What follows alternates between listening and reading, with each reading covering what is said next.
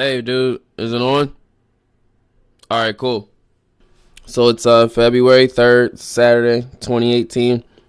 This is the first episode of the On the Grind podcast with your host, me, Justin Brown.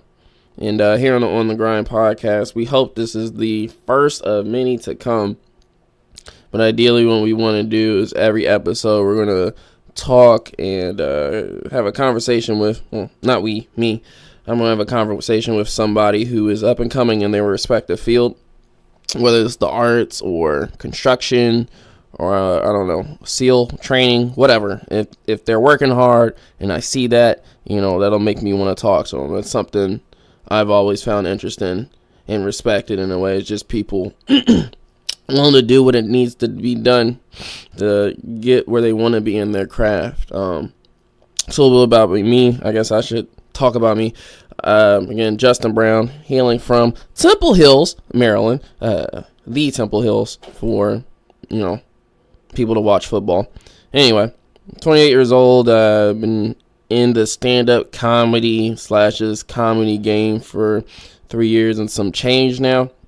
I'm based out of Washington, D.C., which is a nice spot to get your comedy career started if you're not lucky enough to be born in New York or LA, I guess, or can at least afford to live in those places. I'm doing comedy in a place where I can afford it.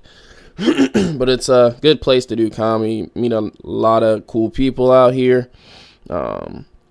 People that are willing to work hard and put the work in, and those are the kind of people I gravitate to, and that's hopefully the kind of people, whether it's in stand-up or whatever the field it's going to be, I hope to bring to you guys on this podcast. But today, again, is February 3rd, meaning it's the third day of Black History Month, folks. I don't know if any of you out there celebrate the Black History Month, but, I try to celebrate it, every year.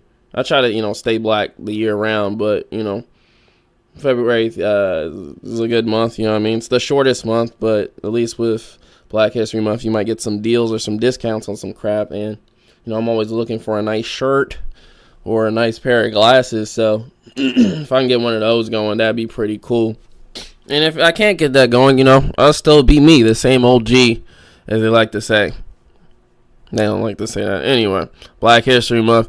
Man, I remember as a kid, we all probably celebrated it, reading like a black historic or important person in history in grade school and stuff. And, I don't know, I guess that stuck with me. I don't know, I'm not like ashamed to be black, and I'm proud of like black accomplishments in history and stuff. But this year, decided to do something special. Jesus, I don't know, I think I might have Ebola with this cough. Sorry, folks. Anyway, this year I want to do something cool. So what I decided to do was watch a movie every day with Black history in it, or some based on Black history. And I know you guys are thinking, what, just in a movie? How revolutionary for a millennial, for a thing to say for you. I know, it's trying to mock myself, but that didn't go too well. Anyway, point is, I'm watching a movie every day. And so far, for the first 2 days, I watched 2 different movies on Amazon about the greatest, probably civil rights figure the world has come to respect and whitewash a little bit. Anyway, I'm talking about the great Martin Luther King, man. And I was watching a couple documentaries on him, and the reason decided to do that this year was because I do listen to Democracy Now! I am a black person who listens to the news. We do still exist. And they were talking about this documentary coming out. Actually, they came out at Sundance called King of the Something. I have to look it up. Anyway, there's a documentary on how Dr. Martin Luther King, quote unquote, didn't die from a bullet per se. He died of a broken heart. And what is this thing called? King in the Wilderness. Which, and I sat through the interview to try to figure out what the hell they were talking about, because I'm pretty sure a bullet does more damage than some feelings sometimes. But it was pretty interesting. They were talking about how there was dissension in the King camp his final few years when he started really doing more controversial takes against the war in Vietnam, and speaking up more so for like the economic imbalance in America that's been created and sustained, and how, it's not just racism, folks. It's, poor people in general are the ones getting short-staffed, short-sticked, whatever, in America. Anyway, long story short, it was a very interesting piece on Democracy Now! I do recommend it. But that got me started on this little monthly crusade of watching a civil rights movie every day. So, on Amazon, one of the first ones I watched, I'm going to pull it up. I know I'm a terrible host. I should already have this pulled up. Whoopsies. The first one was called Man of Peace in a Time of War, King. That was pretty cool because it gave a lot of insight into the civil rights movement and what Dr. King experienced. There's a lot of infighting going on, apparently. Like, I didn't know he and Stokely Carmichael had beef. Always, they're two of my favorite, civil rights leaders. That's like saying Magic Johnson and Larry Bird are two of your favorite basketball players. I don't care. I respect the hell out of both of these dudes and what they did, but didn't know they argued so much about their stances and stuff. Stokely Carmichael wanted to be more in the Malcolm X camp of no more nonviolence when people are beating the crap out of you and spraying you with water hoses. And King was steadfast through that. Like he got in arguments with him. He got in argument. It's not just about the arguments, but that was just an interesting piece. And I'm not going to harp on that because I'm trying to uplift the black man. I'm not going to do that by bringing us down with this one movie, because this other important stuff. It also highlighted a lot of important women in the civil rights movement, not just Rosa Parks, but all these other women whose names I sadly forget, which just goes to show you, men, we got to do better and remembering the ladies and stuff, especially when they're always there to support us. Anyway, that was one movie. And the other one I saw wasn't really a movie. It was a 30-minute clip. It's called Martin Luther King Jr. Press Conference. And again, both of these are on Amazon. Jeff Bezos, if you hear this right now, feel free to give me, some credit. I'll take an Amazon gift card. I'll keep plugging your little website, man, if you want me to. But, yeah, I can use some money. I buy stuff every now and then. Anyway, the other one was pretty cool to me. Martin Luther King Jr. Press Conference. And that one was basically taking place in the early 60s. I want to say 63. It was a on-air press conference that was held between Dr. King, a moderator, and then 3 news representatives, one from Ghana, one from India, which, God bless them. Don't know why you're there, but hey, I guess they get news over there too. And the South, because you need at least one white dude, otherwise it's not fair.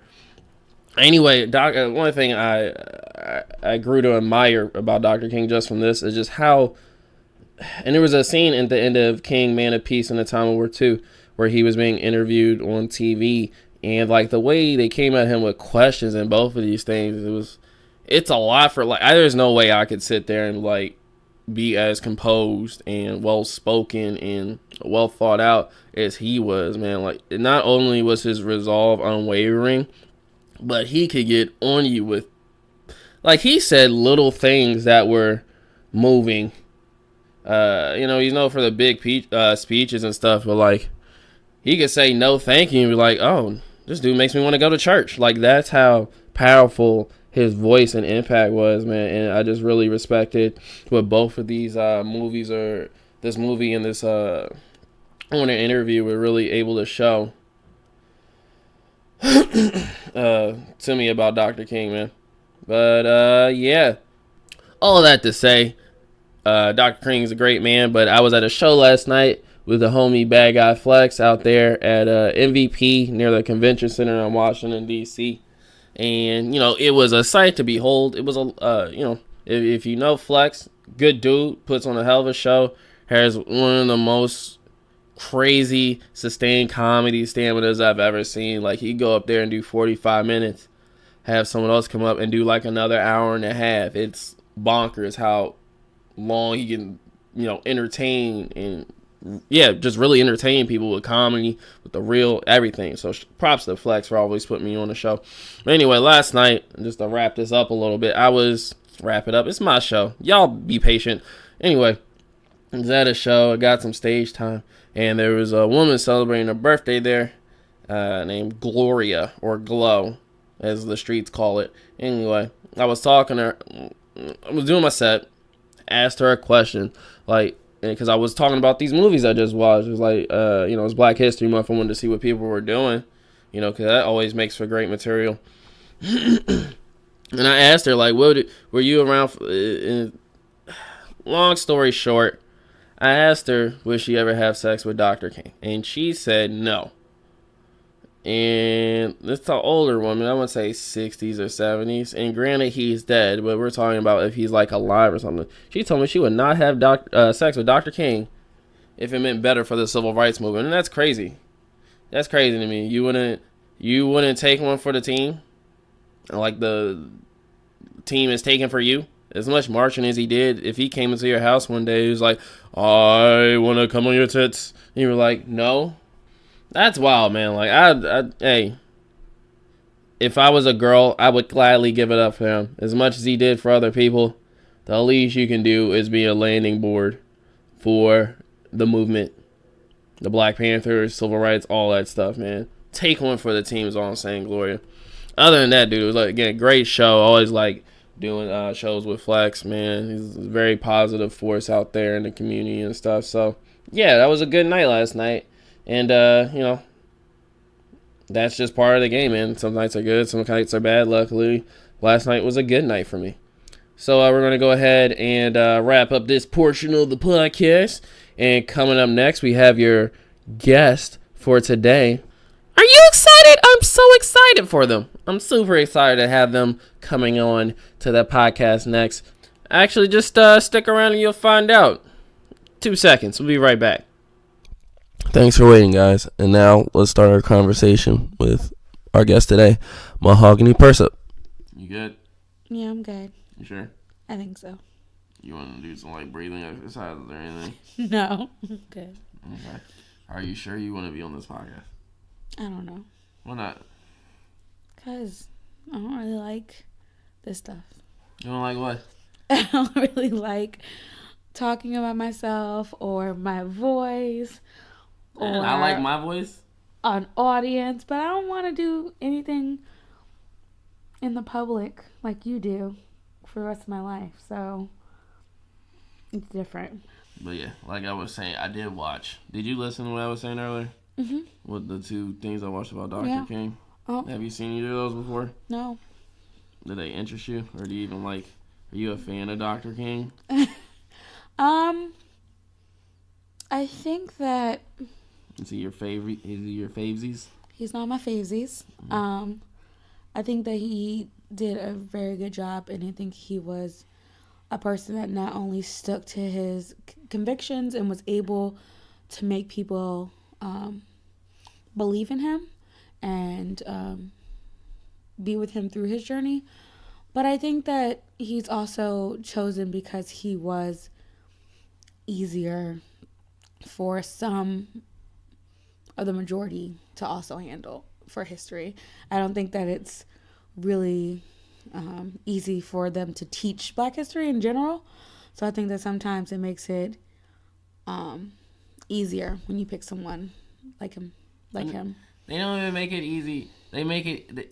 Okay, so what they did do, it might not be easy, but the ways they try to make it easy really do take away from all the work he did. Do you disagree? No, I don't disagree. I think that they make him seem like a good boy, like a good old boy. Like he never messed up. And I think that... Oh, no, they made movies about how he messed up. Selma, that's all that was, just to say he been sleeping with other women and stuff. Yeah, but that's just different. It's not... They didn't make him ever seem like he was angry, right? He was never really gonna... Oh, yeah. He was never going to do certain things that Malcolm X did or a lot of other people did. I think that they just made him remembered for only a few things, right? Like they do most people. And I think that that's why sometimes I struggle with him, just because there's so many other people that were with him, organizing with him, and I don't think they get the credit that they deserve. All those ladies, yeah. And I think that it's something that happens all the time, right? We remember one person and we don't think about anybody else that might have helped or been right along their side the whole entire time. Yeah, all those good husbands out there that help their women get to where they want to be in life don't get any credit, do they? They don't get the credit they deserve. No, they don't. They don't at all. Okay, so yes, we're here. Welcome back to the podcast On the Grind with your host, Justin Brown.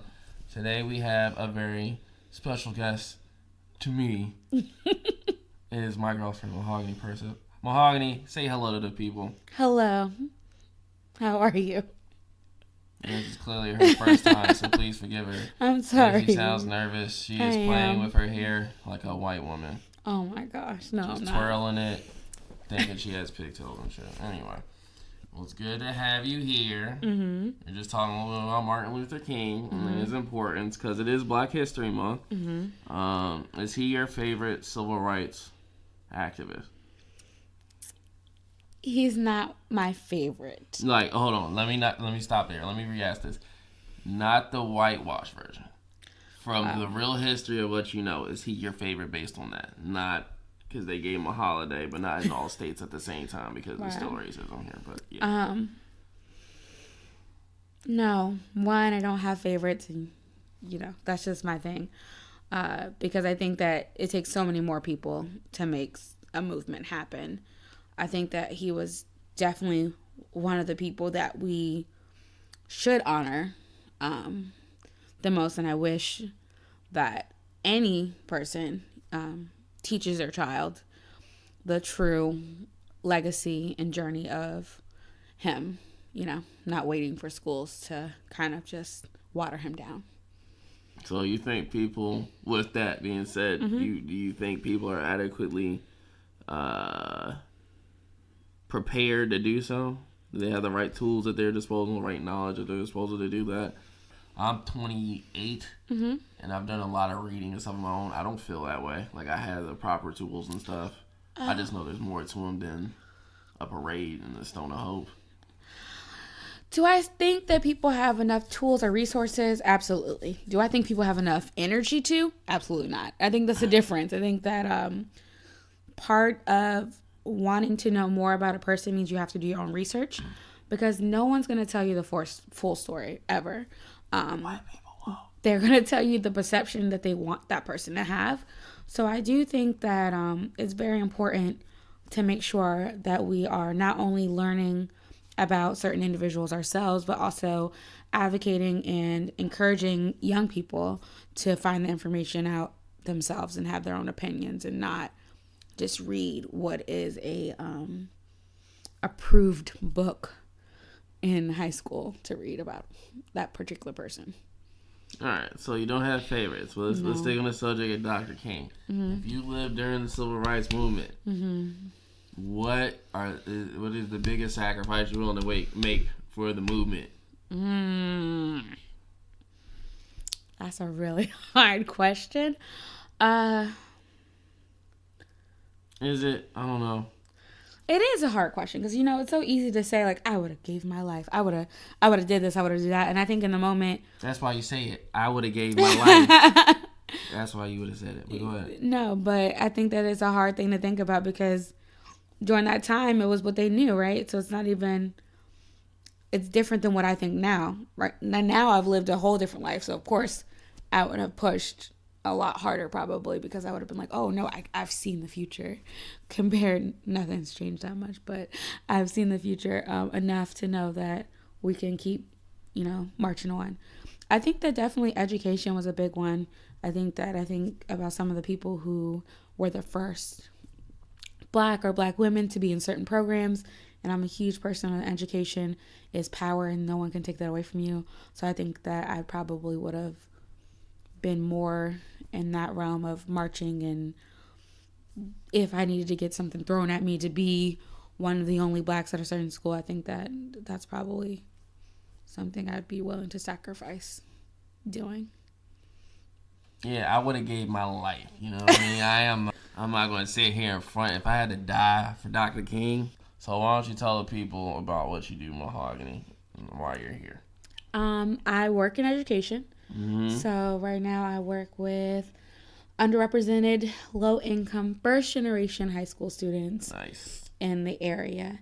And it is my job to not only be their cheerleaders and their mentor and guide them, but also be there to help their parents through some of those tough decisions as far as next steps for their children becoming adults and going to college and things like that. I also do research in diversity. So I focus on faculty of color and what it means to have a teacher that looks like you while you're learning. And I also focus on safe spaces or diversity centers in predominantly white schools and why they're important and how they get funded. That is a hell of a lot. Where would you get the crazy idea to want to do all this stuff from, though? I think that I went to predominantly white schools. For my master's program, I had the opportunity, and I would say the privilege, to go to school basically for free. And especially going. But you earned that though, right? Don't just definitely earned it. Exactly. Definitely earned it. She wasn't silver spoon that joint. You know what I mean? I'm not just saying that because we be doing stuff. I'm saying that because she's a hardworking lady. But go ahead. Yeah, but I think that getting a degree in education, especially from a super expensive school, is an opportunity for me to meet and network with people. And from that, I just learned how limited faculty of colors were and how many of us people of color were just waitlisted to be in these classes because we wanted to see a professor like us. Also, when I was doing my research, I was asked a few times to change my subject just because there wasn't any faculty to support the theories that I had or the research interests that I had. And from that, I created a program. And the program not only gave students of color the space to have those kind of conversations and to be a support system to each other and find resources and mentors to help them out with those kind of things, but also being able to educate those who wanted to be an ally. I think that being an ally is an amazing thing, but it's also a dangerous thing if you do it wrong. And I think that a lot of people weren't telling some of the majority that if you're going to be in education and you're going to go to urban areas and teach kids that are not like you and didn't have the luxuries that you had, then you don't get the privileges to be a white savior, right? You need to be able to... She's touching on it. You need to be able to understand and have some type of emotional intelligence as well as cultural knowledge. So that was the program that I started. Okay, so it sounds like you did a lot of things, and you created a lot of systems and supports, and still are working on creating systems and supports that you maybe didn't have or wish you would have had going through your own experiences. Very much so, yeah. Not sure. I didn't do any of that stuff. I went to school online, so I don't know. I hope you all have better internet connections than I did, but other than that, I ain't got nothing for you. All right, that's cool. Do you think Black History Month has a place in the world today? Yes, I do. I think that I wish we did more of Black History Month. Define we. We as a society. All Americans. All of you just listening. All three of you. In education alone, I was at one of the schools in the area that's a predominantly white school. And I was thinking about admissions and how they're always talking about, I want to diversify the school, and that diversity sentence in every college of we accept all as they are kind of thing. And I thought, why is there not more Black people giving tours and doing admission, especially during Black History Month?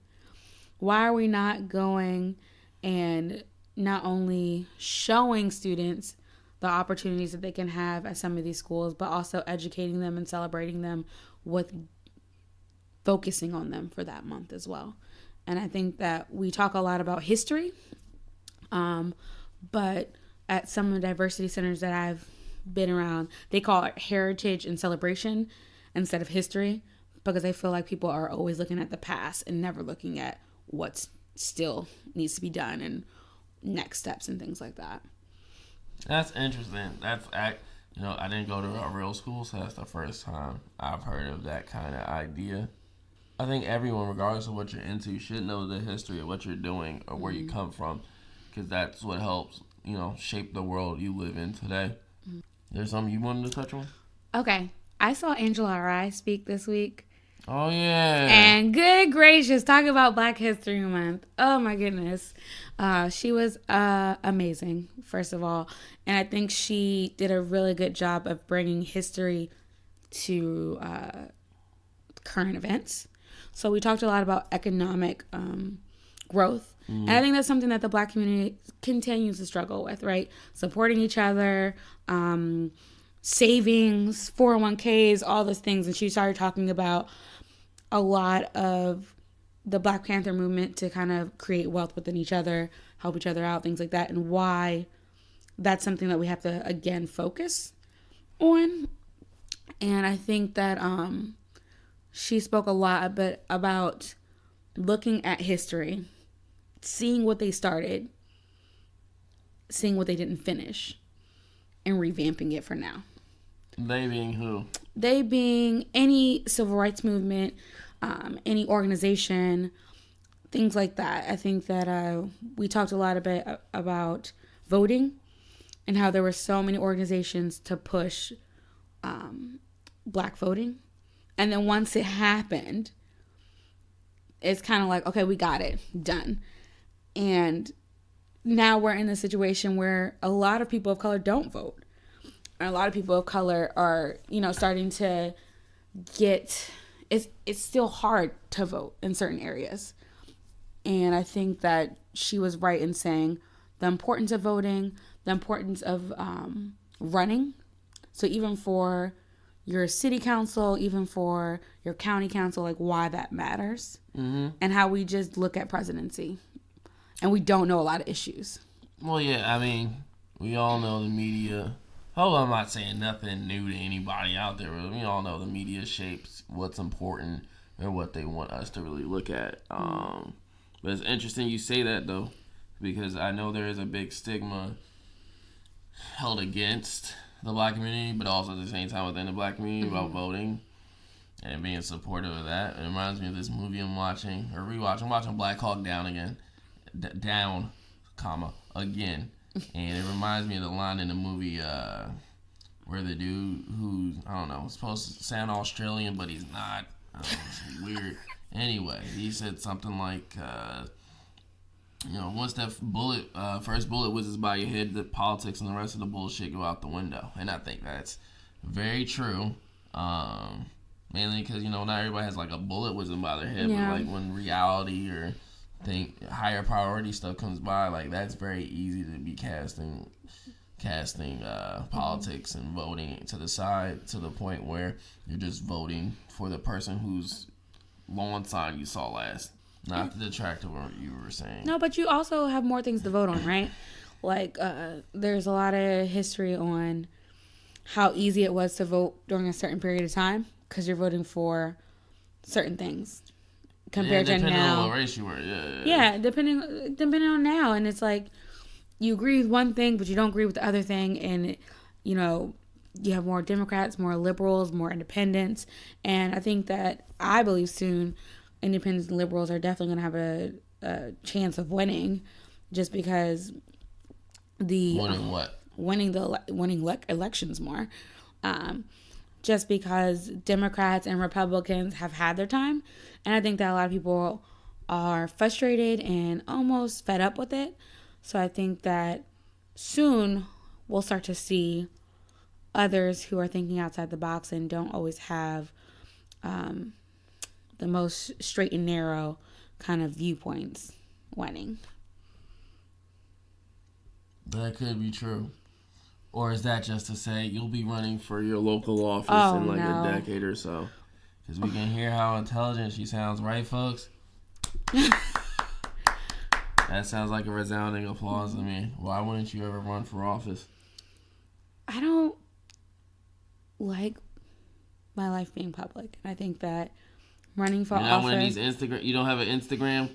You don't have very a Twitter? different. Very different. No one is expecting me to be on my P's and Q's every day of the week, every moment of the day, and reporting on it and, telling me my likes or my votes or my polls are based on what wine I had or that I wore my natural hair that day or anything like that. And, I think that that's just a very difficult thing. And I also think that we need more people who job it was to actually study some of these things. I'm so sick and tired of seeing celebrities win.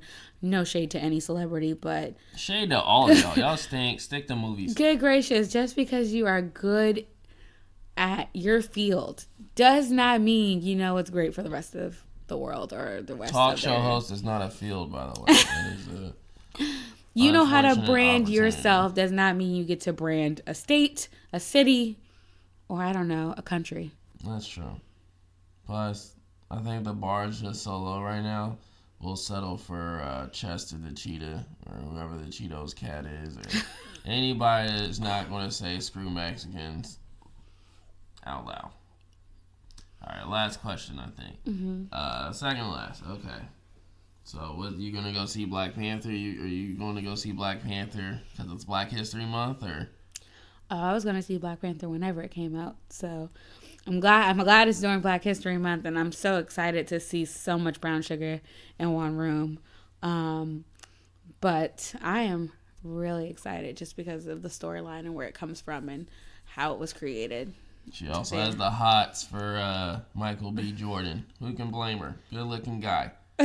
Good-looking guy. I actually am just really looking forward to see how they took the 4 hours that they really made the movie and cut it into 2 digestible hours. But I'm hoping that when it comes out on DVD, they'll have like the whole entire uncut 4 hours. Great. So you heard it here, folks. She already told me what she wants for her birthday. The only gift is an uncut director's cut of Black Panther. That's definitely doable. I'm glad I don't have to do anything else. All right, cool. So I know you have to run, so it's good to have you on, of course. And hey, thanks for setting aside a time for this. I know kind of held you hostage to do so, but I appreciate you being here nonetheless. Any final words you'd like to say to the people or person? I just want to say, like, if you are on your grind trying to make your own brand or business or just really being in the community, I really appreciate you, and, there are a lot of people who are rooting for you, and I just encourage you to keep on moving even when it's hard. That's what she said. All right. Well, thanks for Mahogany. Thanks for being on here. Hey, guys, so that wraps up episode 1 of On the Grind with Justin Brown. I'd like to thank my first and inaugural guest, Mahogany Persip.